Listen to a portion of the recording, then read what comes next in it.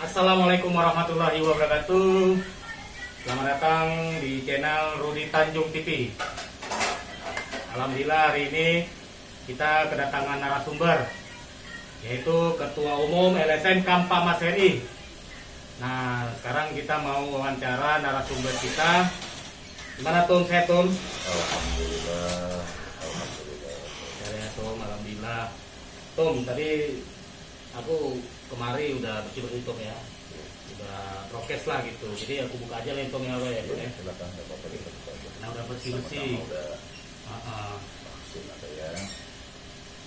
Tum, ini aku nggak lama wawancara ke Tum nih. Ini no editan, ya kan? Real, tidak ada diedit-edit, langsung kita membahas tentang ini tentang apa kita bahas ya Tum ya? Kemerdekaan dulu lah ya. Nah, ini pertama lah Tum ya. Bagaimana langkah dari LSM Kampa Mas RI dalam suasana kemerdekaan Republik Indonesia di tengah pandemi COVID-19 ini Tum? Ya. Jadi dari LSM Kampak Mas RI menyongsong kemarin ya, bertepatan 17 Agustus 2021, kebetulan dari LSM Kampak Mas RI melantik atau mengukuhkan Dewan Pimpinan Daerah DKI Jakarta, yang mana ketua terpilihnya itu Ibu Ayu, yang saya berikan mandat dan amanah untuk memimpin DPD DKI Jakarta LSM Kampak Mas RI. Itu bertepatan tanggal 17 Agustus 2021 pukul 17.00. Ya, bertepatan dengan hari ulang tahun yang ke-76 Republik Indonesia. Nah, jadi kita isi acara kemerdekaan Republik Indonesia yang ke-76 ini dengan membagikan sembako gratis kepada masyarakat-masyarakat yang tidak mampu, yang terkena dampak dari COVID-19. Dan itulah bentuk ibaratnya rasa kepedulian dari kita dan rekan-rekan LSM Kampak Mas RI khususnya kepada masyarakat yang terkena dampak COVID-19. Jadi kalau menurut saya di suasana pandemi ini janganlah kita ibaratnya mengeluh atau saling menyalahkan satu sama lain dengan kebijakan apa yang ada. Tapi bagaimana kita bisa memperjuangkan nasib saudara-saudara kita sebagai lembaga bisa menjadi contoh kepedulian kepada sesama saudara-saudara kita, khususnya rakyat Indonesia. Ini ada yang komen di channel Rudi Tanjung tuh. Dia komen, dia bilang tolong dong Ketua Umum LSM Kampa Mas RI diwawancara juga. Saya mau minta dibahas terkait masalah PPKM. Itu jawabannya tuh. Ya mungkin tadi sedikit saya singgung juga. Kebijakan PPKM yang dilakukan oleh pemerintah pusat sebagai cara untuk memutus mata rantai dari penyebaran virus corona, ya kan, yang dilakukan oleh pemerintah pusat ini, kita sebagai rakyat Indonesia harus mengikuti kebijakan yang sudah dilakukan oleh pemerintah pusat. Ya kan, dengan mematuhi prokes seperti tadi, karena kita sudah melakukan prokes dengan cuci tangan dan juga kita sudah melakukan ibaratnya vaksin yang sudah dianjurkan oleh pemerintah. Jadi ikuti, bagi yang tidak mau mengikuti ya kita saling menghargai saja, menghormati, jangan sampai kita membawa permasalahan kebijakan yang dilakukan oleh pemerintah pusat menjadi satu bahan atau satu kepentingan dari diri pribadi untuk menyalahkan ataupun membela kebijakan yang dilakukan oleh pemerintah pusat. Karena menurut saya kalau kita saling menghargai dan saling menghormati, insya Allah mata rantai dari penyebaran virus corona ini insya Allah akan segera berakhir. Amin, amin. Karena semuanya juga berharap agar pandemi yang terjadi di negara kita, dan juga bukan terjadi di negara kita saja, tapi terjadi di seluruh negara di dunia ini. Dan mereka semua juga sudah melakukan upaya-upaya untuk melindungi rakyatnya dari ancaman virus corona yang sangat beresiko tinggi kepada kesehatan kita.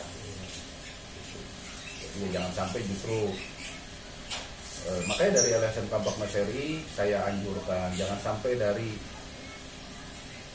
penyebaran virus corona yang terjadi sudah hampir kurang lebih setahun lebih ya hinggap di Indonesia, justru membuat keadaan negara kita yang sangat kita cintai ini menjadi terpecah belah dengan ego dan pemikiran masing-masing.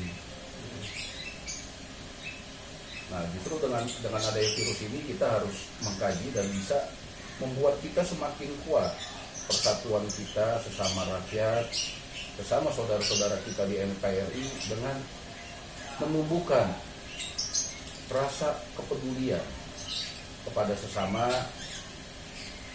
kepedulian tidak melihat dari etnis dan agama apapun, di mana kita masih di bawah naungan NKRI. Sebagai contoh, saya memberikan contoh kadang sering ya sama rekan-rekan dari yang sering ke rumah, main ke rumah. Saya melihat dengan adanya virus ini menjadi satu bahan untuk memecah belah NKRI dengan bahasa-bahasa ini adalah otak dari ini adalah otak dari si A, si B. Itu jatuhnya makar itu ya? Bukan, jadi bukan, ya? Seperti mau memecah belah persatuan dan kesatuan di Republik Indonesia yang kita cintai ini dengan cara itu mungkin memprovokasi tanpa dasar-dasar yang jelas. Kalau sampai kata kita bicara masalah agama dan keyakinan kita kepada Allah, virus ini memang datangnya dari Allah dan memang direstui dan diizinkan sama Allah. Walaupun ada beberapa opini yang timbul, oh ini perbuatan manusia. Nah, kita harus melihat, nah manusia yang membuat itu pun otaknya itu siapa yang memiliki, siapa yang menggerakkan? Semua Allah yang menggerakkan. Nah, kalau semuanya kita menjadi virus ini menjadi bahan untuk memisahkan agama, ras dan golongan. Sekarang saya kasih contoh begini aja. Pak Rudi Tanjung, pemilik channel ya, Rudi Tanjung TV, apabila melihat saudara kita jatuh tenggelam atau mungkin kecelakaan lalu lintas, apakah kita menanyakan dulu agama kamu apa? Kalau sampai kata tidak sepaham atau seagama dengan kita terus kita diamkan, kan tidak. Nah, disitulah karena apa? Disitulah sebenarnya hati manusia, khususnya kita rakyat Indonesia yang sudah dikenal dengan saling tempo seluruhnya sangat tinggi di dunia itu, kita adalah rakyat yang sangat harmonis dan bisa bersatu. Dan jangan jadikan pandemi COVID-19 ini menjadi kepentingan pribadi atau golongan atau politik yang digunakan untuk memecah belah saudara-saudara kita yang di bawah yang tidak paham sebenarnya ini dan mempercayai dengan berita-berita yang tidak benar. Intinya kalau memang kita bicara masalah keyakinan atau agama, saya yakin kok Allah tidak pernah mengajarkan atau ajaran dari Allah tidak pernah ada yang mengajarkan untuk saling membenci. Yang ada semua agama pasti akan mengajarkan untuk saling mengasihi dan saling menyayangi. Nah, kalau sampai kata yang mengajarkan untuk saling benci, itu kan ajaran dari bukan ajaran dari Allah, tetapi ajaran dari iblis. Iya, betul. Jadi kita harapkan mungkin dengan adanya konten dari Rudi Tanjung TV ini bisa sebagai ini saya juga ya penyambung lidah untuk kepada seluruh rakyat Indonesia, saudara-saudara kita di belahan bumi Indonesia ini. Ayo kita memperkuat persatuan dan kesatuan dalam menghadapi pandemi COVID-19 ini. Ayo kita bersatu, jangan kita justru terpecah belah dengan ego dan keinginan pribadi masing-masing. Ayo kita hadapi virus corona ini dengan persatuan dan kesatuan. Oke tuh, ini waktu sudah habis Ya, nih. kebetulan juga pas ajan. Nah, oke, sampai di sini dulu ya. Jangan lupa di komen yang baik-baik, di subscribe, dikasih lonceng, dan dikasih jempolnya.